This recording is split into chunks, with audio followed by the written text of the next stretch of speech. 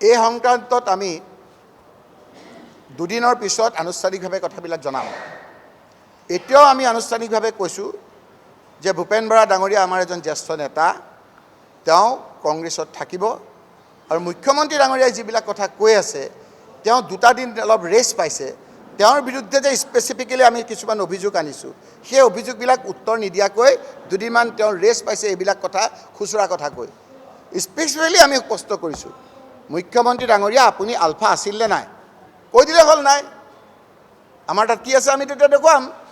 Specifically কৈ আছোঁ যে মানুহে কৈ থাকে মানৱেন্দ্ৰ শৰ্মা হত্যাৰ লগত ক'ৰবাত কিবা কৰি জড়িত, কৈ দিলে হ'ল নাই বুলি। আমি কি আছে কি নাই ক'ম। আলফাৰ নামত পইচা তুলিব গৈ হাতেলোতে ধৰা পৰা বুলি আমি আপোনাক কাগজ পত্ৰ আমাৰ হাতত আছে, আপুনি কৈ দিলে হ'ল যে এইবিলাক মিছা কথা। সেই কথাবিলাকৰ উত্তৰ নিদি এইকেইটা দিন অলপ এই তৰল কথা বতৰাবিলাক কৈ তেওঁ এটা খুকুজা লগাব বিচাৰিছে। আপুনিও সেই জালতে পৰিছে, আমি সেই জালত এতিয়াও পৰা নাই। দুটা দিন যাওক, তাৰপিছত আমি আপোনালোকে সোধা প্ৰতিটো কথাৰ আমি তথ্য সহকাৰে ৰিপ্লাই দিম।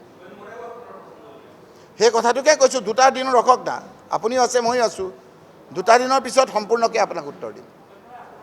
হ'ব, থেংক ইউ। নাই ক'ব আপোনাক কৈ আছোঁ যে ভূপেন বৰা ডাঙৰীয়া এজন আমাৰ জ্যেষ্ঠ নেতা, কিবা যদি ক'ৰবাত মন বেয়া পাইছে আমি বহি পেলাই ঠিক কৰি ল'ম আৰু আমি দুদিনৰ পিছত এই কথাখিনি আপোনালোকৰ ওচৰত খোলসা কৰিম। এই কথাখিনি গোটেইখিনি আপোনাক একেলগে বহাই দুদিনৰ পিছত আমি দাঢ়ি কলম চেমিকলমৰ সৈতে সকলো কথা ক'ম।